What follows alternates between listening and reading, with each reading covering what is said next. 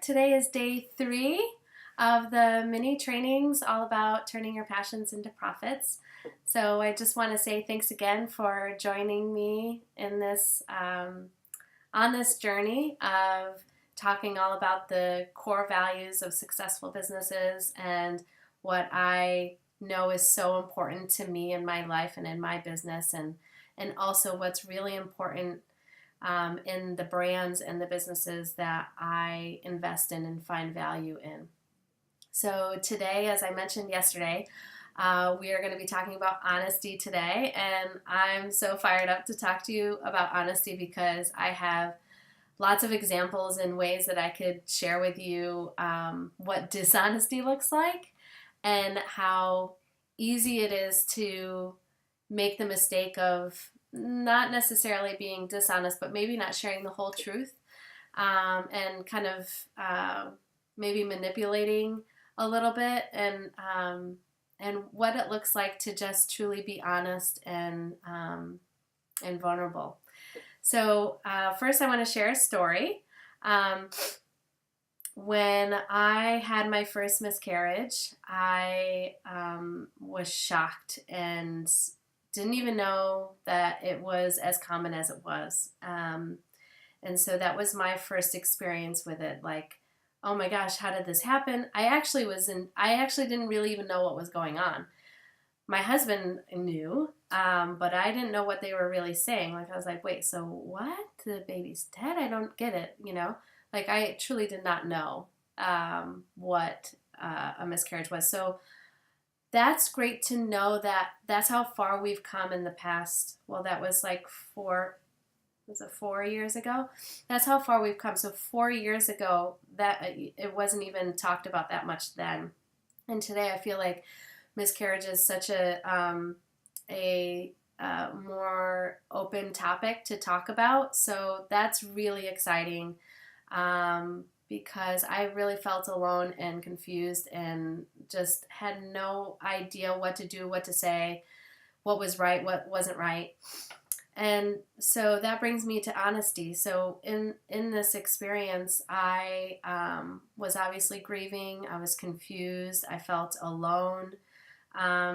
People didn't know what to say or how to say it, and truthfully, a lot of people stayed away because I don't think they knew what to say or what to do. And that was really hard because I was experiencing my own, form of darkness. And so I couldn't be the stronger one to reach out to my friends. And I really needed my friends to reach out to me. And unfortunately, they were... it's just something that people don't know how to act. And so, that was really tough. And so it was, I don't know, maybe 6 months down the road. Like I said, I was just feeling really confused, and we were trying to have children still. And so we were trying and nothing was happening. And I had struggled with wanting to share it. Not that I didn't want to share it, because I actually really wanted to share it from the moment it happened. But my husband asked me to not talk about it online. And I laugh because he knows me. He knows that I naturally would share something like this online because that is who I am. I'm a very, very honest and maybe to my demise a little bit, I'm very blunt with what I have to say.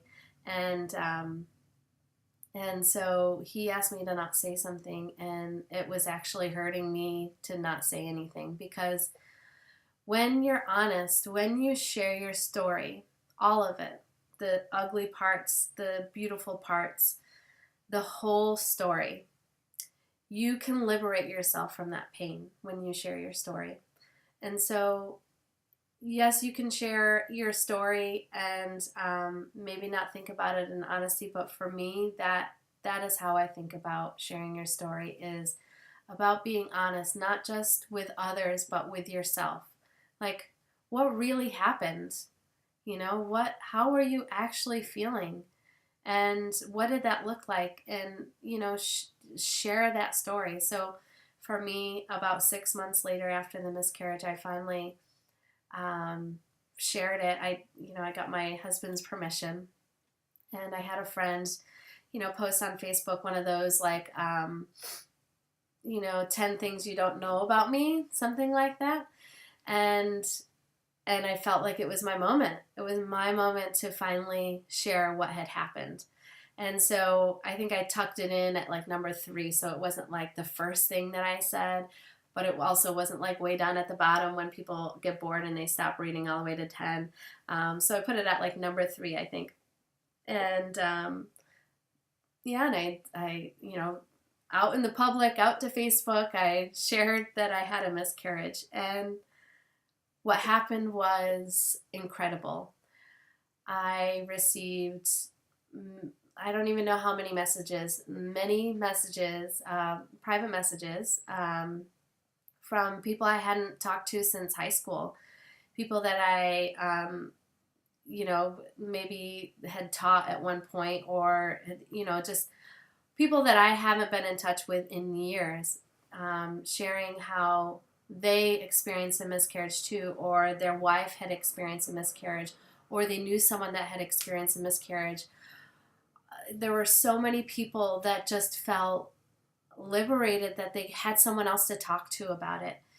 And that just proved to me that being honest and sharing your story and being vulnerable, the beautiful and the ugly, all of it, is truly the connecting point for you and others.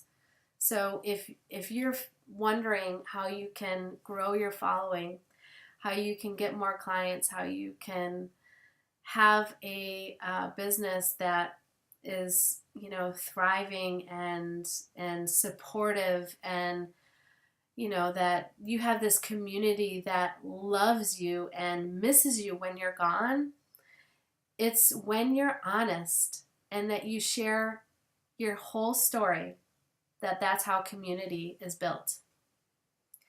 So there's more to say about that experience, but I can go, I could probably talk about it for hours, because there's so many levels of a taboo topic like that, which, like I said, I'm so grateful that it's not as taboo anymore. But that was one of the biggest moments in my life that I can think of, where I was taught how important honesty is in my life and in what I do. So if you've been following me for a while on Instagram, I also share a lot of the honest stuff that's going on, like how I stepped away from doing work for about 10 months and why I did that and what I learned from that, and how hard it was to become a mom and to lose my mom all at the same time, and to just put it all out there. So if anything, this is your permission slip to just let it all out and just be out there. And if you're feeling like you're uncomfortable and like, you don't know if this is too much to share, or you're just not sure, then that might be a good sign that you're in the right uncomfortable feeling. So one thing I'll bring up is that I actually didn't look up exactly the phrasing, but I remember reading something that I believe Brene Brown says, which is, don't look for, Don't look for the healing, or I guess, I think overall what she was trying to say, I can't remember the words, but overall, I'll summarize it in my own words. Basically, what Brene Brown says about vulnerability is that to not look for approval from others with being vulnerable before you've already received it yourself. So meaning, like, if you're going to say, like, I'm feeling so scared and so, terrified, whatever, because this awful thing just happened to me, and you haven't talked about it with anyone else, but you go and you share it on Instagram or wherever, online or something like that, it might hurt you more if you don't get the comments and the responses that you hope to have received. And so that's also something to just kind of keep in mind, is that you gotta gain your own perspective on being honest and about sharing your story before you share it with others. And so a really great way of doing that is to go paint a painting, or to journal, or to meditate, talk with your partner, talk with a friend. Just process it first before you throw it out there. Okay, so there's my story with honesty, and it's more attached to sharing your story, but that is just one of many examples I could give you on honesty. And so now we're going to dive into, well, if we're thinking about brands and businesses, what does dishonesty look like? And so the first thing that pops into my head when I think of what does a dishonest business look like, I'll tell you one thing that happened like a year ago or so is I picked up like a box of, I don't know, black bean quinoa burgers or something like that from Whole Foods. And so I assumed, because I was getting them from Whole Foods, that they were high quality, organic ingredients in the product that I was buying, because that is what Whole Foods stands for. Now, they don't claim to be totally organic or, totally free from all of these things, but they do claim to be whole foods. I mean, that is their name, right? And so I pick up this box, directly from their freezer, and I bring it home, and I'm looking at the box of ingredients. I should have looked at it before I bought it, but, being a mom and kids, don't have time to read labels. I bring it home and I read the ingredients, and there were coffee grounds, not coffee, but coffee grounds in these burgers. I mean, what the heck? And they weren't organic. They weren't, I was shocked. And, at the same time, I wasn't shocked, because most of the time in any grocery store you go to, there is so much junk in these processed foods that it's not surprising. But at the same time, like, I thought I could trust Whole Foods and whatever products they were, stocking in their market, that I would be, safe. And the truth is, I wasn't. And so that is the biggest thing that honesty does for a business, and also in life, is when you are honest, you become trustworthy. Okay? So that is why honesty is so important.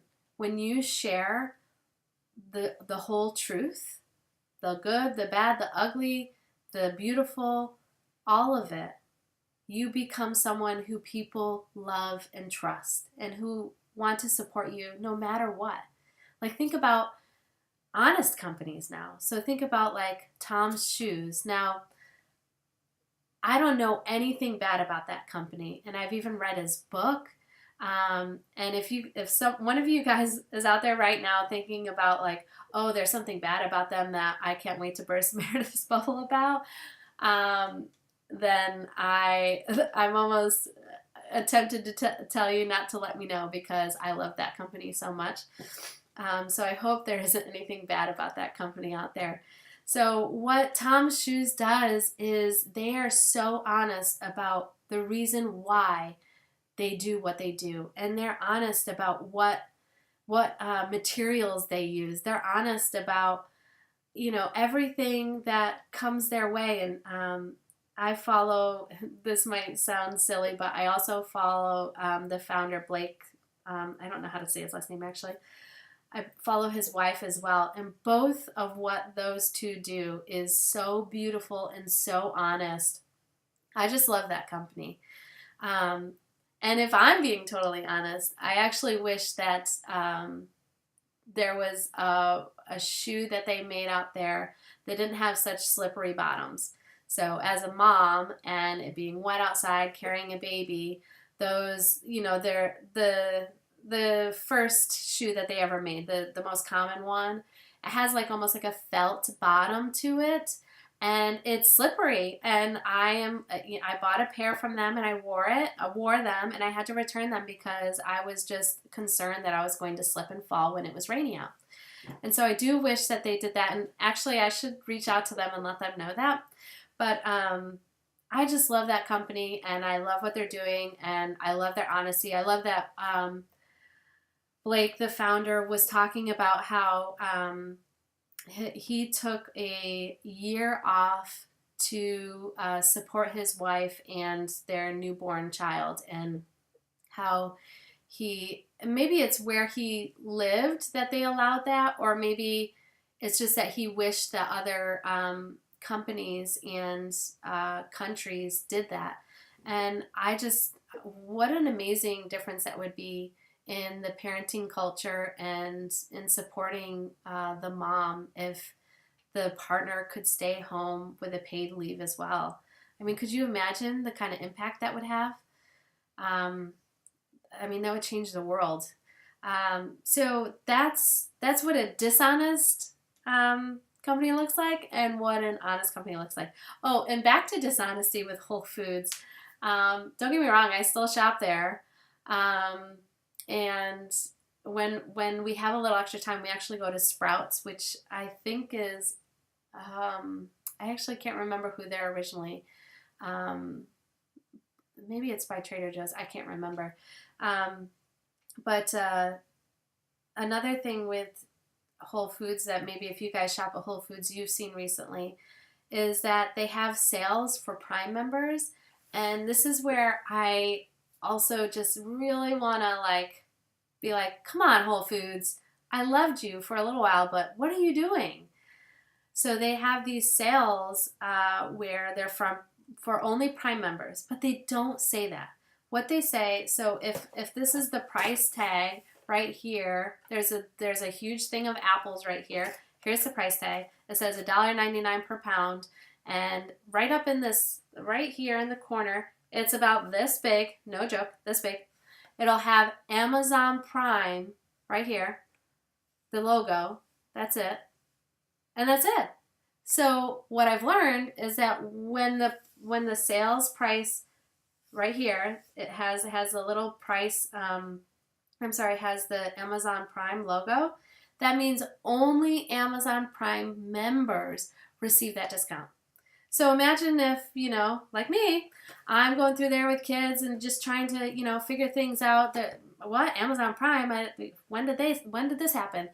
And I'm not an Amazon Prime member. I'm like, the 1% that is not an Amazon Prime member.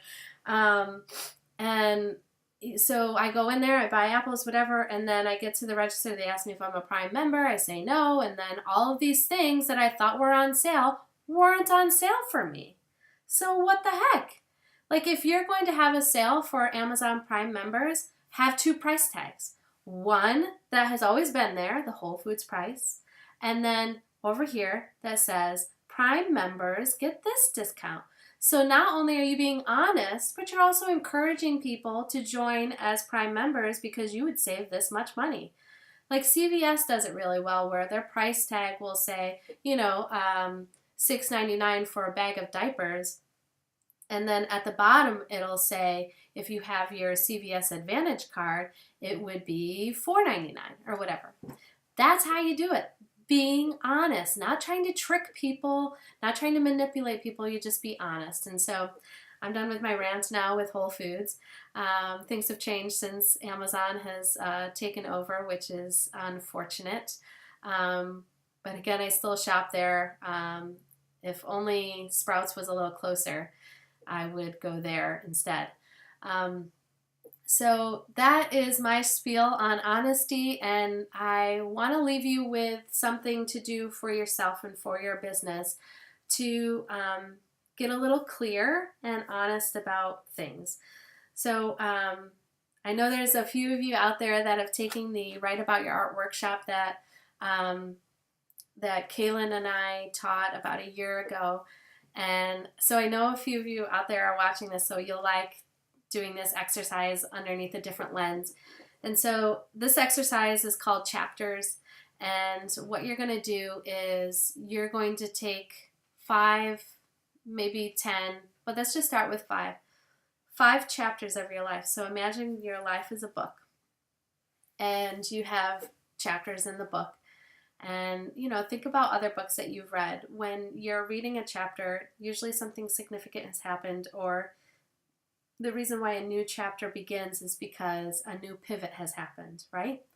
And so I want you to think about your life, and I want you to think about the 5 most pivotal, beautiful, ugly, hard, traumatizing, impactful, inspiring moments in your life, okay? So 5 of them. And I want you to list them off. And then I want you to list off a little bit about them. So for me, some of the things would be moving to Ithaca and exhibiting my art. The next thing would be moving to Nashville. The next thing would be 2 miscarriages. The next thing would be becoming a mom. The next thing would be losing my mom. So those would be things. And then I would write like 1 or 2 sentences about it. And so what this exercise does for you is it helps you identify the story that's within you. And so these stories that you have that are tucked away, that circle your brain and your heart all day long, those are the stories that are the connecting points for you and your audience and your community. And I think oftentimes really large businesses and companies like Whole Foods, they lose themselves and they forget who they are and why they started what they did. And so, yes, Whole Foods is super successful, but I think they've lost something. And I'm here to help you not lose that, because that is what builds brands like Tom's Shoes, is by being honest and being clear and being positive mindset, being opened mindset. I don't know exactly how you'd say it in that sentence. Basically, just having an abundant mindset. So that's it for today, and I hope that this mini series has been really helpful for you. And tomorrow, in fact, if I have enough time, I might record tomorrow's training right now, all about vulnerability, which will be a natural progression to what we just talked about. Yeah, I hope this has been really helpful, and I'd love to hear from you. Please email me or message me on Instagram, or just let me know what you think of the training, and let me know where you're struggling and how I can support you. And yeah, I hope you're having a good day and you're enjoying this experience and these trainings. And yeah, I think that's it. Okay, bye-bye.